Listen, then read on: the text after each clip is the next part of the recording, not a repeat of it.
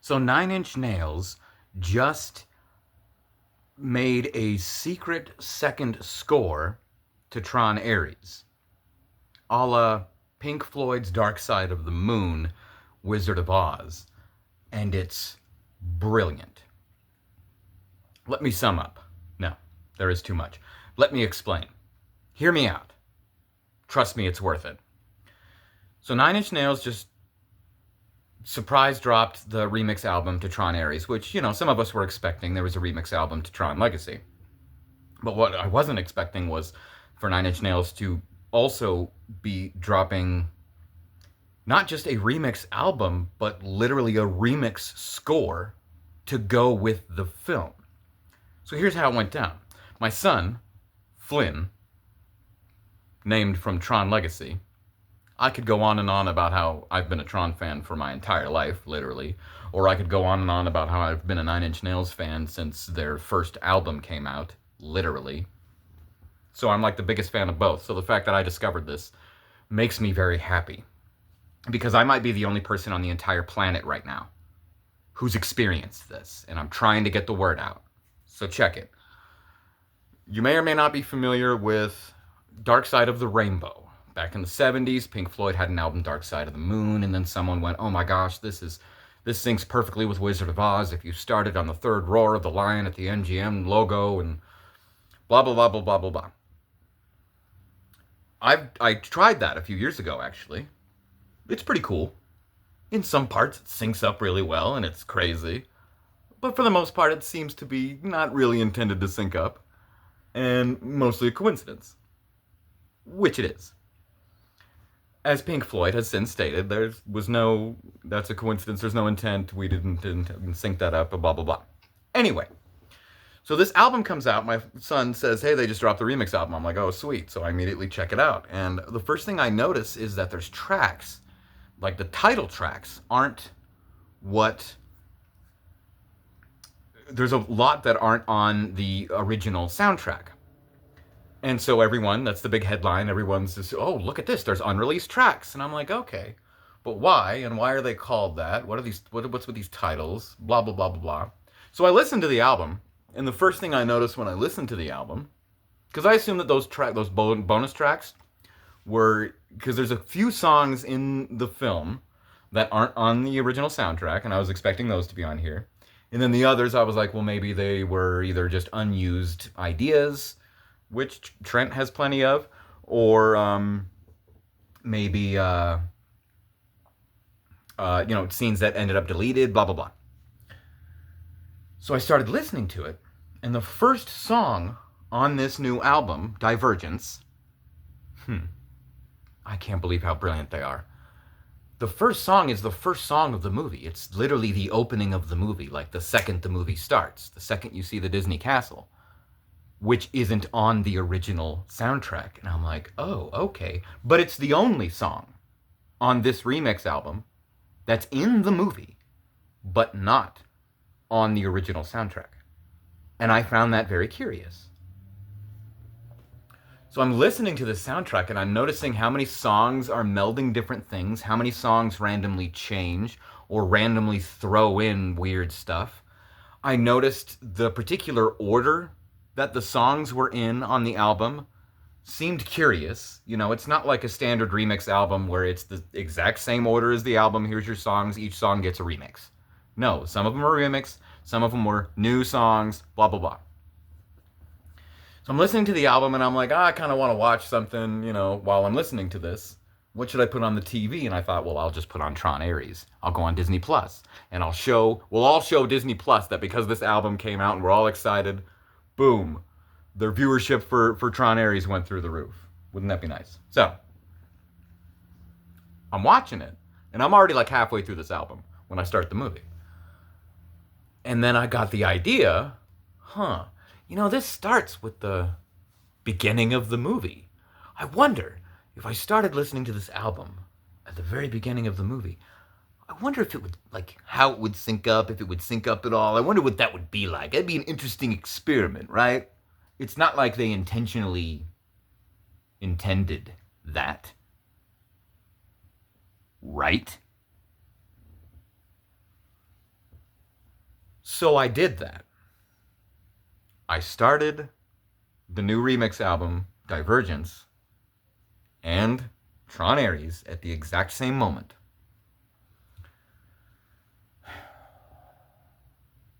And for the first like 30 minutes, I was like, yeah, it's pretty cool. There's some stuff syncing up. It works. It works.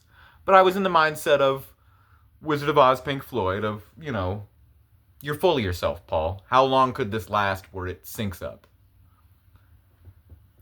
And I was like, you don't need to watch this. But then I got to the light cycle chase. And all of a sudden, I noticed,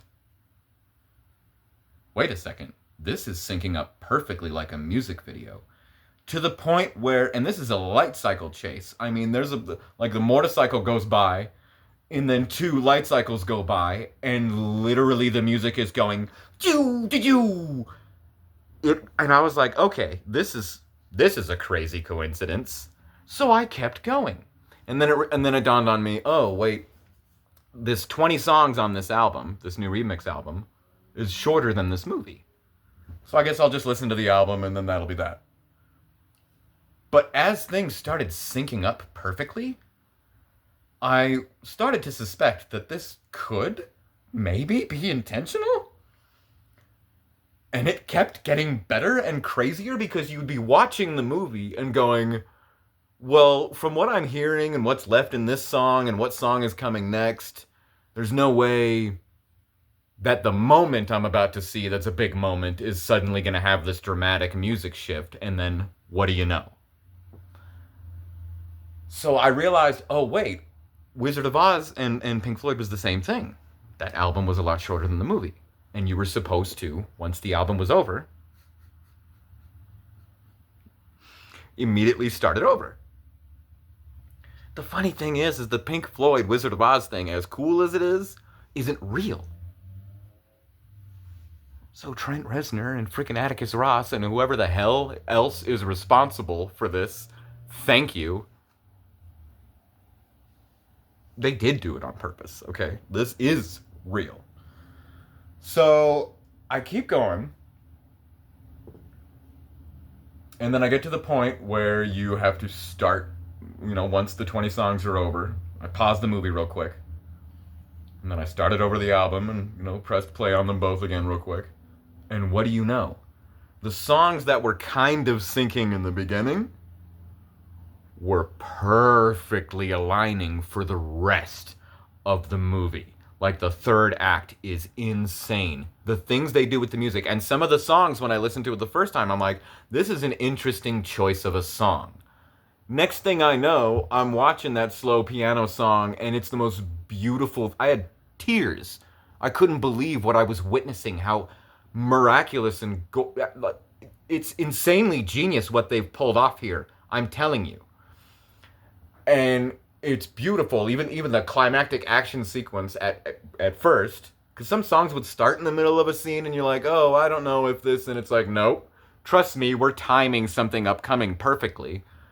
But that was really cool to have a more quieter moment. It's a completely different score of Tron Ares. That Trent Reznor and Atticus Ross and whomever, Boys Noise and 9 Inch Nails, all of them, it's like, oh, the score in Tron Ares is what we gave them and how they used it. This is how we would have used our music for this movie. Check this out. And it's a different score. And it's better. It's better. It's better.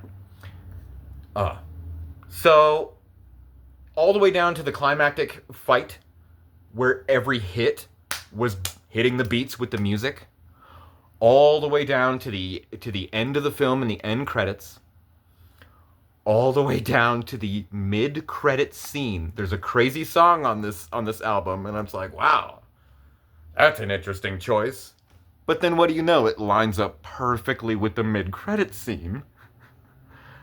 All the way to the point where there's a beautiful song through the credits, and the credits end at the exact moment that the song that is playing ends.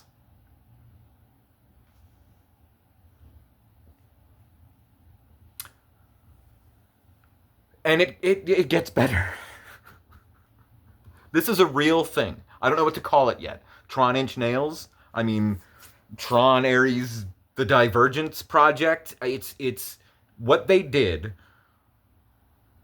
and the fact that I discovered it on my own and thought of it on day one blows my mind. And I witnessed this. I'm telling you, it's insane because by the time, like I said, the second half of the film, and especially after I had to restart the album, and I was like, let's see how long this lasts. This can't possibly keep syncing up.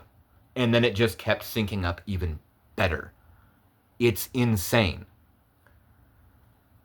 There's at least 4 that I counted, probably more, points where the music in the album is perfectly aligned with the music in the movie.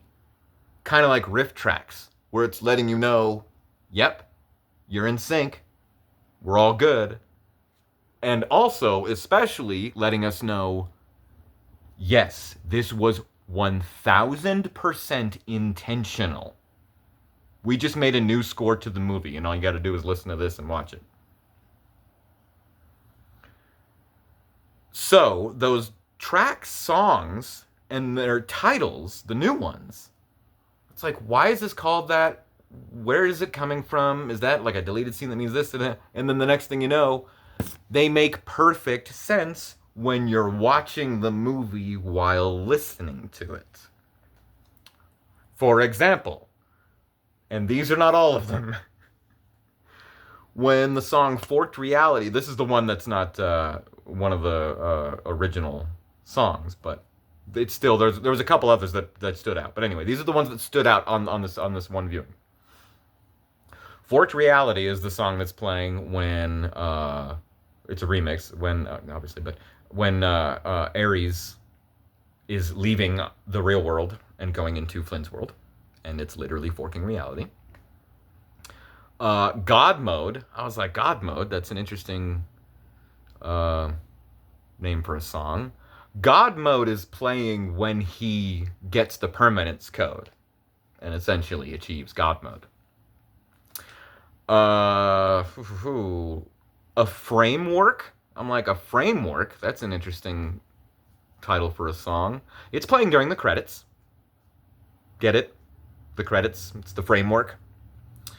The First Betrayal is a song that's playing during the sequence where Ares betrays Athena. Yeah, not really coincidences anymore, are they? And that's the scene, where they fall through the floor, and that was one of those key moments that I remember of being like, from what I'm hearing right now, how are they about to make the music dramatic for when the floor drops and then they fall? Oh, they made the music really dramatic for when the floor drops and they fall. That's why all of these songs have dramatic changes in them. But the work that, hold on.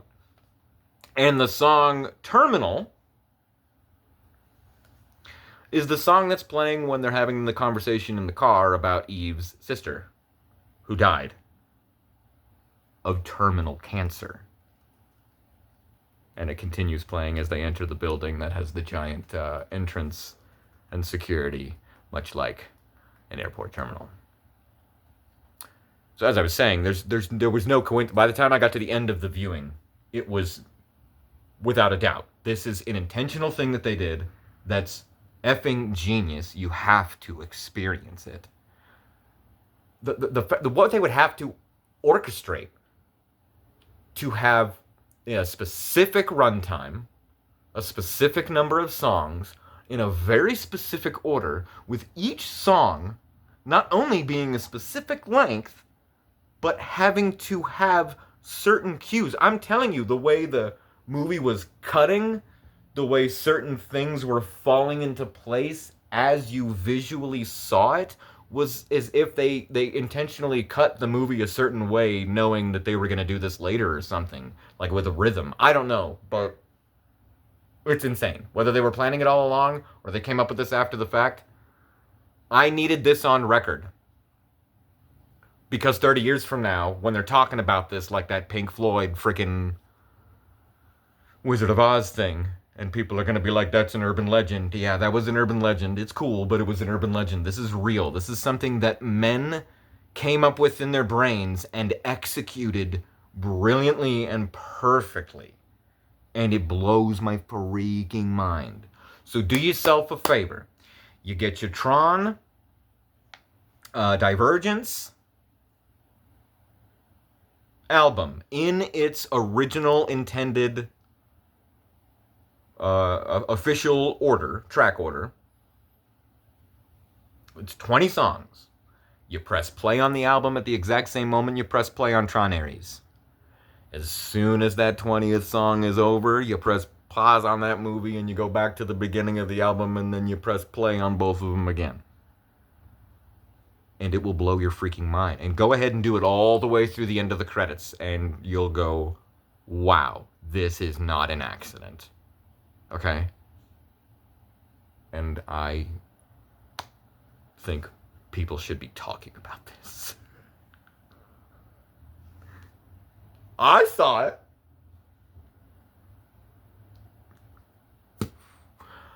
I discovered it. Okay? The number one 9-Inch Nails Tron fan. I think it's only poetic that of all people I'd be the one to discover it and see it first. And as far as I'm concerned, the only one.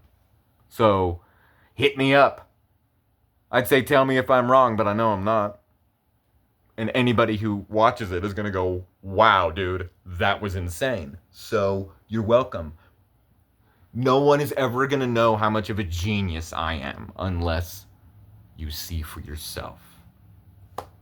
Thank you for indulging me on these facts that I discovered yesterday when this album randomly dropped. That's where I went with it, while everybody else was just enjoying this cool new music. I saw what they were doing. I see you, Trent. I see you, Atticus. I see you, Boynoi. Freaking genius. I'm gonna go watch it again now. Because now that I know that it was like the first time I was like, how long is this gonna last? But now that I know that it's real, I gotta watch it again. Because it's crazy. Okay. Tron lives. Flynn lives. Ares lives. 9-Inch Nails lives.